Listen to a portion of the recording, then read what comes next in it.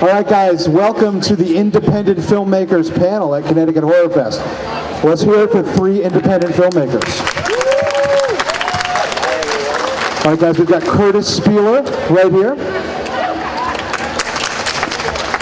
Nick Papazoglu. Nailed it, right? Nailed it. I was practicing the whole time. I don't know if you guys saw it. Practicing. Mouth moving. Papazoglu. Got it. And Frank Whibby. Frank, who premiere of his film, I actually attended in 2013. He did a film called Sadist, starring Tom Savini. You guys might have heard of him. Yes? Okay, good. Good for you.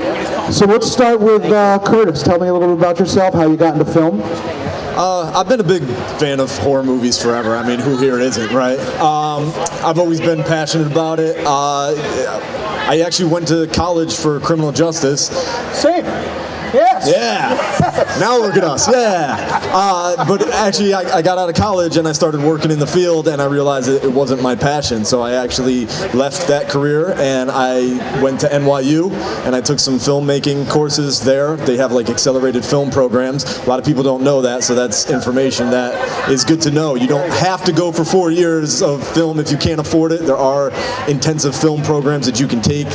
New York, there's like the New York, whatever, I can't remember it. Anyway, just go to NYU. That's the better one. Just go there. But yeah, so I got into that, and that's how I started, and made short films for years, and then broke into doing features. Excellent. How many features have you done? 2 features. We have one, Sheepskin, which is out now, is available, is released through Unearthed Films. Some of you may have heard of them. They did like the American Guinea Pig movies and stuff like that. Sick movie. Yes, and we have a second movie called The Devil's Well, which we signed a distro deal earlier this year. It's going to be released through Wild Eye, and it should be out hopefully within maybe 6 months or so. Great. And Nick, tell us a little about you. Yeah, I know this guy. So do I now. we grew up together. He went for more production. I went for post-production. I spent 5 years in Boston working in just commercial post-production. And then I decided to quit that job. He decided to quit his job. I came back to Connecticut, and we were like, let's just make this movie. We've been doing short films for a while, and just finally, like, let's just do long format and get it done. And that's what we do. Excellent. And Frank. Hi, everyone, by the way. Hello.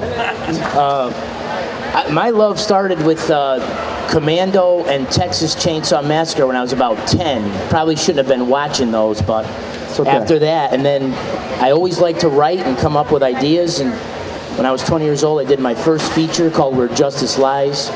And then we did The Sadist, and currently working on my next one, and I'm excited. I just love it, and then I got to meet Nick and Kurt and Larry, and it's going well, so it's good to see everyone. Excellent. Can you tell us anything about the one you're working on now? Do you have a working title, anything? Yeah, it's called Lockwood. It's a crime thriller, but there's definitely going to be a slasher element to it, and it's about this degenerate detective who kind of goes rogue, and he becomes addicted to drugs, and he's falls for a prostitute, and my kind of guy. Yeah, he's a good guy. And that's about it. I'm a little nervous. I'm sorry, I'm nervous up here. That's all right. Nothing to be sorry about. Nothing to be sorry about. Nick will hold you. All right, so that's about it. That's about it for now. Awesome. So, Curtis, let's get back to you. Yeah. Some influences. What is Frank already said for him was Commando, which is one of the most fantastic movies of all time, Schwarzenegger film, and Texas Chainsaw, which everybody here will agree is pretty much a perfect piece of filmmaking. I'm sure. I don't think anybody else would disagree with that. The late great Tobe Hooper. So, God rest his soul, or whoever rests his soul. What for you? What inspires you as far as filmmaking? Oh man, that's a good question. I mean, I've been a horror fan for a long time, but honestly, actually, I started off with action movies as well too. As a boy, like we love action movies, you know. Die Hard, Lethal Weapon. Exactly. So I grew up watching like a lot of Arnold Schwarzenegger and stuff like that. But I'll tell you, the one that changed everything for me was The Predator, because for people, hopefully all of you have seen The Predator, but that was like one of the ones where my mom was like, "No, you can't watch that," and I didn't know why, and I was like, "Well, I've seen every other Arnold Schwarzenegger movie. Why can't I watch The Predator? Until one night when they weren't home and I watched The Predator, and it was like, oh crap, like this is a whole new ball game. Like when you see a guy's arm get blown off and still shooting the gun as it falls to the ground, the gore, I had never seen that before. I mean, you see the people getting shot up in the movies, but there was an element of gore that I hadn't seen before, and right away I was like, oh, this changes the ball game. And like instantly I was like, how did they do that? That was like interesting to me. So like right away I was like, oh, okay. And then that was really my transition into horror movies. I had seen like Halloween and I had seen The Fog, actually. That was one of the first horror movies I'd ever seen. But The Predator was like the game changer for me. And then I started getting into more horror that way. So Awesome. Nick, how about you? What's your, what motivates you? Well, I gotta Inspires. say, same thing, action movies growing up, but comic books were a big part of my life. Oh, okay. Just All right. seeing that creative side. I wasn't definitely not the sports kid, clearly, but comic books were really good. And then, to be honest, there's one special movie. It's called Disturbing Behavior. I don't know if anyone here has ever seen Disturbing Behavior. I hated that movie. I thought it was so bad. I gotta tell you, it's not where I thought this was going, but go ahead. I thought it was so bad. I was like, we should just make movies. This movie is terrible. And then Kurt was like, I mean, you gotta, all right, and I voiced my opinion on it, and he was like, solid, okay. And it just started growing from there. 20 years later. 20 years later, I'm still upset. I'm just saying. So when you guys work on a film, who does what? What?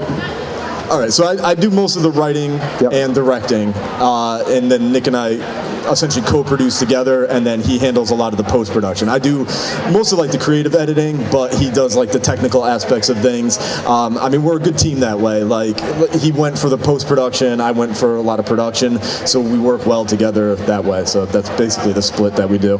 Excellent. Frank, what about you? I know you work with Joe. Joe, unfortunately, was listed but couldn't make it today. He's a little under the weather. I know Joe was in the Sadist and worked on the Sadist with you. Is he somebody that you work with on most of your stuff?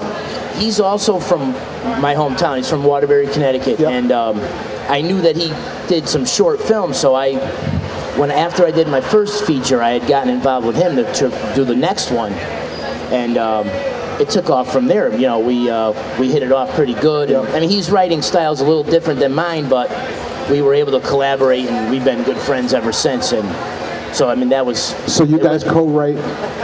And yes, you direct? This next one, no, I'm actually a writer, producer, and an actor. Okay. But I do not direct, no. And he's a producer too and a writer. So I guess we don't really have a director that we collaborate with, which is kind of a shame. But Not yet. I think we might be able to put something together. I'm a matchmaker, ladies and gentlemen. That's what I do. We're going to make some movies. We're making movies up here. There is one influential anecdote I'd like to add. Yes. My uncle was a master at having like the illegal cable boxes in the 90s.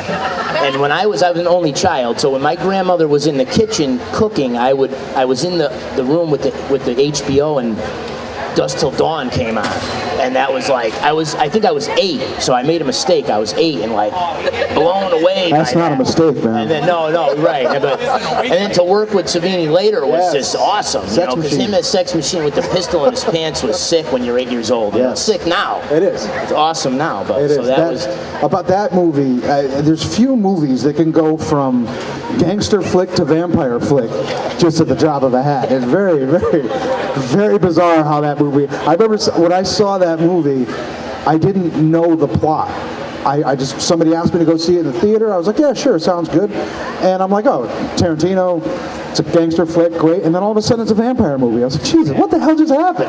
But there's nothing wrong with it. It was fantastic. So that's good. Now we're talking about independent film, and do we have anybody out there who is interested in getting into independent film? Anybody who wants to be a filmmaker themselves? Great. Well, then let's give it to you guys, because I mean I can ask questions up here all day, and we can talk about our favorite movies, but I would rather you guys ask questions and kind of see, what it takes to do what these guys do. So you have a question?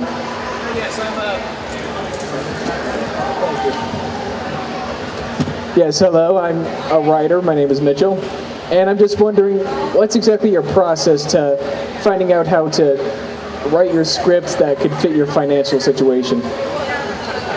Yeah, okay, that's always a good question. The financial situation is always step number one.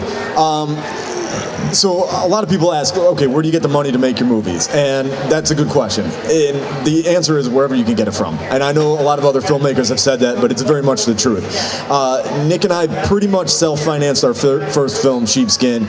We raised a lot of the money ourselves. We took out loans. We did have some investors and stuff like that. But you're right about the writing part of it. So it was very much right away. We knew we could raise. We shot Sheepskin on about 25 grand, okay?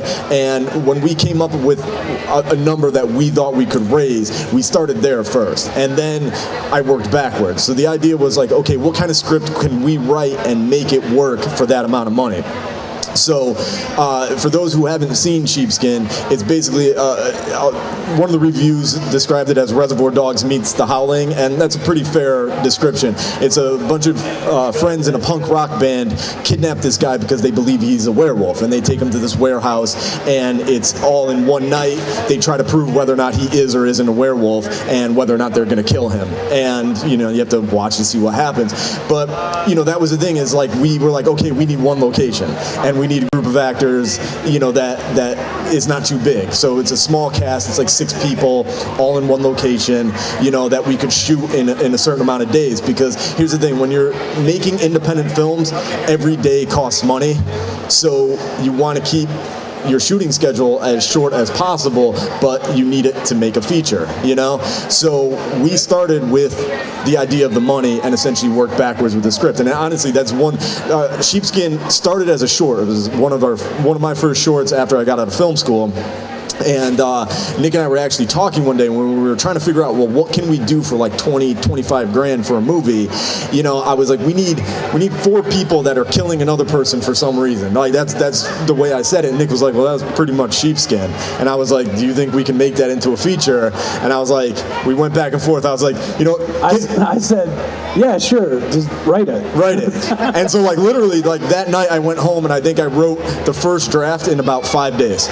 And that was the first draft, and then obviously there were subsequent drafts afterwards. But yeah, so that would always be my recommendation. Any person that's interested in getting into independent film is like, use your resources, figure out what you have access to, write the story around that, figure out financing in terms of what you have access to, And I think you guys did a lot of that with the Sadist, right? You guys had access to a lot of like a junkyard and stuff like that. It was a construction site and a bunch of junk cars we were able to destroy.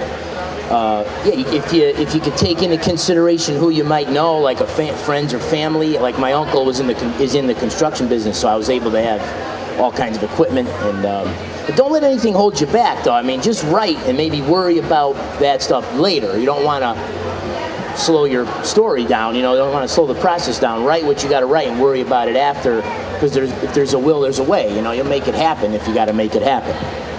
But so yeah, it's definitely good to have some connections if you can, And so I just asked, luckily I have a lot of friends and family I was able to ask, Great. What else we got?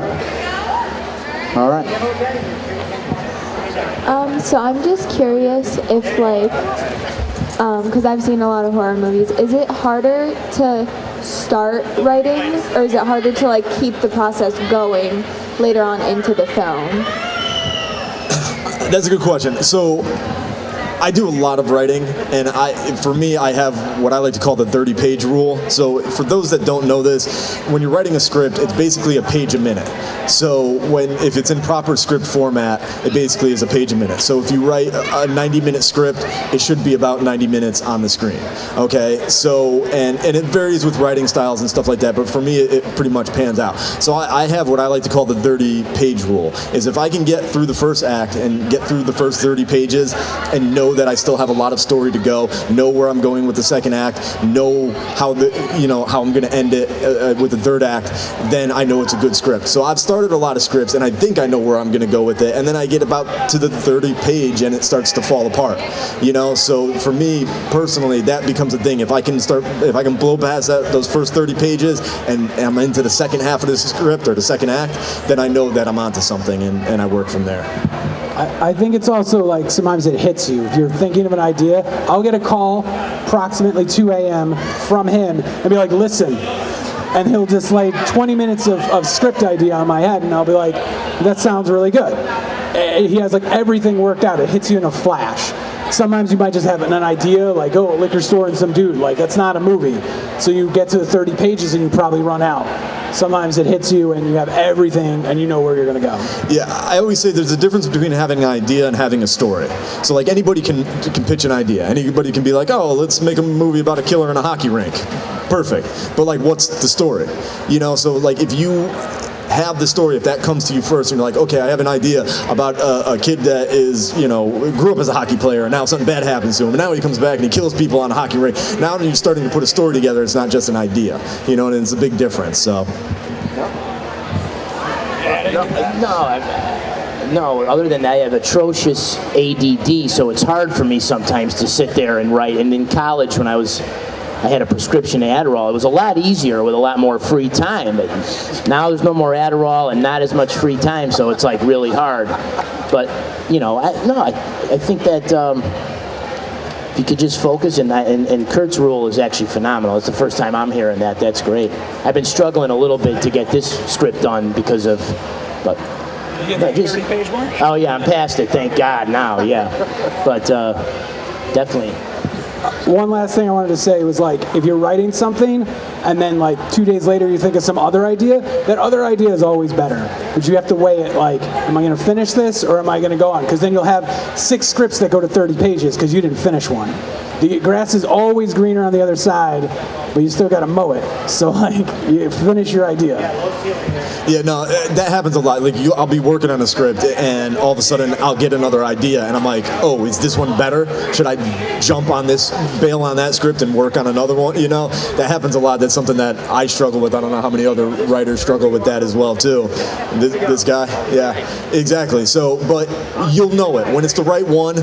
You'll know it, and you'll plow right through it. You know, and then the hard part is the financing and all that. Absolutely. I was just wondering, do you guys want to stay like independent films, or do you think you want to go to the big screen? Or maybe too much pressure, you're kind of comfortable with the independence and not worrying about the big screen and not worried about a lot of the critics, so.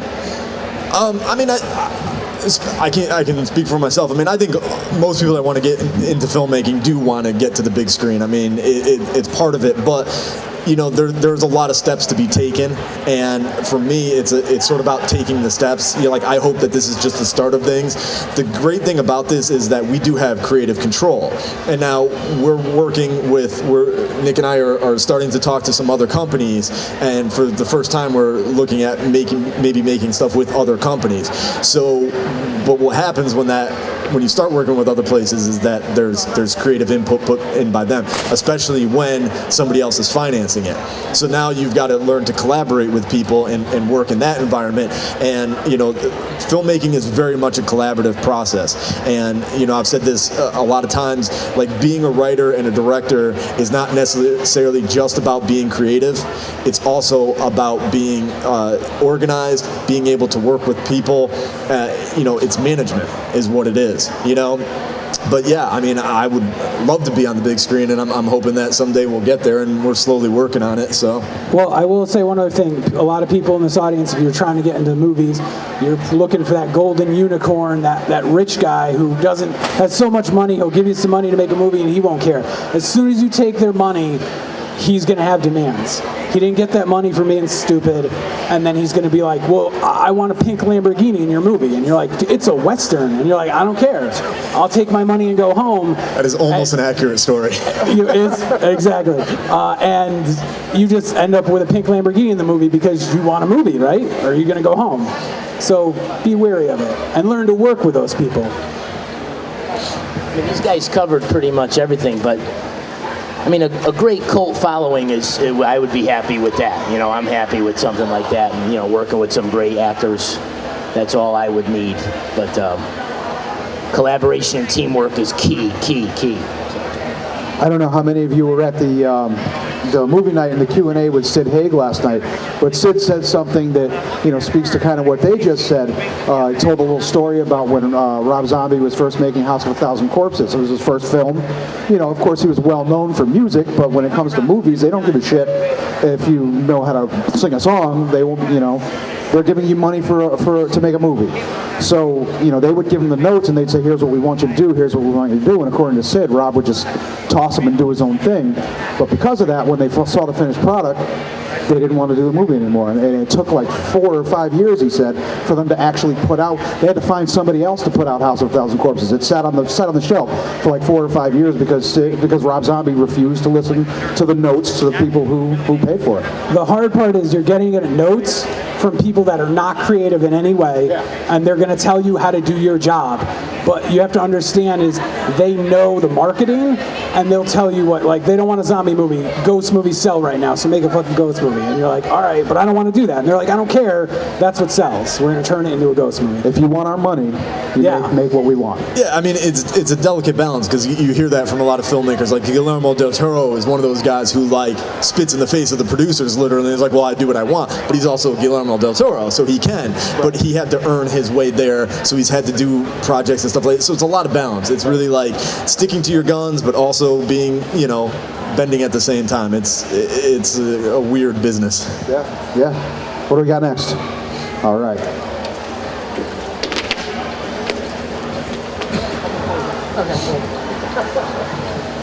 You were mentioning like finances and stuff, and I've actually have a digital film associates and an accounting associates, and I was looking to break into maybe production, like producer. First of all, are you looking for any producer? Did you say you had money?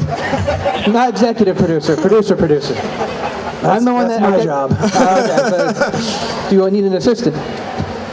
I mean, we have an email address, but we do normally do things on project-by-project basis. We can't hire you full-time. Oh, okay. We might hire you via a project that comes up. Well, that's fine, because I'm still in school anyways to get my bachelor's. But I was just wondering because that's also what my cousin's, because he's going down to Miami to do film school, but his dad's making him take some business because he wants to be in production too. So I was like, I have all these things. I thought maybe I'd ask about it. Yeah, business is always good. If you're going to do anything creative, go to take some business classes, because that's something we actually have to do ourselves. Yeah, I mean, our company, Invasive Image at gmail.com. Shoot us an email. Talk afterwards. I mean, I'm always looking to meet local people as well too, and stuff like that. So yeah. Absolutely. What do we got next? Anybody else? Absolutely. Come up a little bit so I don't rip the microphone out of the PA system. How'd you meet Wild Eye? Was it before or after you finished the movie? And what's it been like working with them? Okay. Yeah. So Sheepskin, we signed distribution with Unearthed Films, like I said before. I don't know. I was a big fan of Unearthed Films, so to be able to sign with them was great. When we were pushing Sheepskin to distribution companies, Wild Eye was interested. We had about 4 or 5 companies that wanted it, and we had to make the choice. And I opted to go for Unearthed, mostly because I was a big fan, and to sign under their label was a big accomplishment for me, so I went with them. They have a cool reputation in the industry. The second movie, The Devil's Well, it's more of like a faux doc, sort of found footage type film. It doesn't fit in with Unearthed's catalog. So, but at this point now, I had built sort of a reference of different companies to go to. And so I went back to Wild Eye because they were interested in Sheepskin, and I was like, we didn't sign with you guys, but here's our next movie. And Rob, who is the owner of Wild Eye, it was like within days, he was like, I want it. And I was like, okay. And so there was still a couple other companies that were interested, and so, you got to kind of feel each one out, but he wanted it, he was a fan of it, and thus far it's been great. The movie isn't out yet. We just got the cover art, which I have cards here, which I've been handing out. Anybody who didn't get one, I'll give them to you after. We just got the cover art from them. They didn't do their trailer yet, and I'm hoping maybe it'll be out within the next 6 months. But so far, Wild Eye's been great. They're definitely a pretty cool independent company. So. And one weird thing is if you are shopping something around for distribution, Wild Eye for us was really fast, but they can take up to like 6 months just to get back to you. It has to go through a couple different people. We signed sheepskin because we're like, oh, is anybody going to buy this? Then we had these offers coming in. It's like, who do we go with? Who do we go with? We signed with it. 3 months after signing, a company was like, here's the contract. We want your movie. And we were like, it's gone. And they were like, all right, just send us the next one immediately. And I was like, okay, we sent it to them. Like, months went by, Wild Eye snapped it up, and they were like, here's the contract, we want it. And you're like, dude, like, there's a whole process. You're on their clock, not on yours. So it does take time with bigger companies. Frank, I want to ask you a question really quick. Sadist, you were how old when you put out the Sadist? When you started filming? I was 22. 22 years old. So how did you end up getting a legend like Tom Savini in your film when you were 22? A 22-year-old from Waterbury, Connecticut. How did you get, the legend that is Tom Savini, been involved with some of the biggest films of all time in the horror realm? How did you manage to get him on your film? The director, the majority of the crew was from New York City. The director, Jeremiah Kipp, he was also like a Fangoria writer, and he had Tom's email, and we were able to email him and told him about we could send him the script and everything, and he definitely liked the script and he wanted to get on board. He named his price. That was a little steep. I'm sure it was. But we got him anyway. So that was it. And he came, and we had a good. I picked him up from the airport. It was fun. It was great. Yeah. Well, that right there is a testament to just believing in yourself, going after what you want.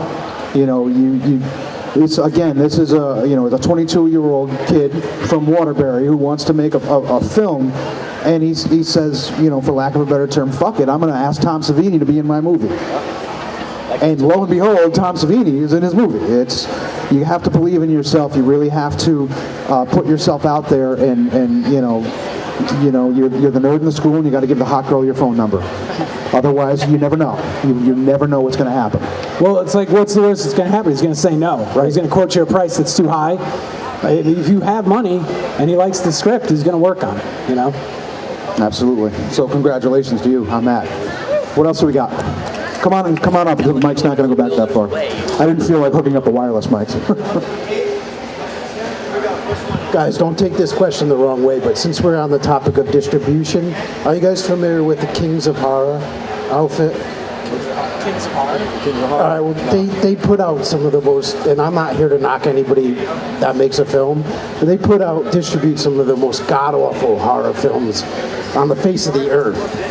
And I just wanted your guys' opinion on if that gives horror films a bad name, like, that anybody could just put out this type of film. And yeah. And I'm not knocking, it's hard to make a film. I went to school for film studies, so I've never made a film, but I've studied film.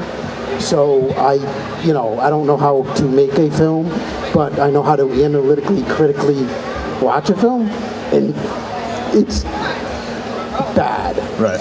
Bad. Yeah. So I just want to know your opinion on it, as you guys are serious about making quality films. Right. Yeah, no. So we're in a time right now when almost anybody can make a movie. Doesn't mean that everybody should, but it's great. It's great for the people who are good at it and have the talent. There's a lot of access to things now that there wasn't before, so you can do things cheaper. I mean, we shot sheepskin on a Red camera, if anybody's familiar with that, so you can get a good cinematic look off of things for cheaper these days.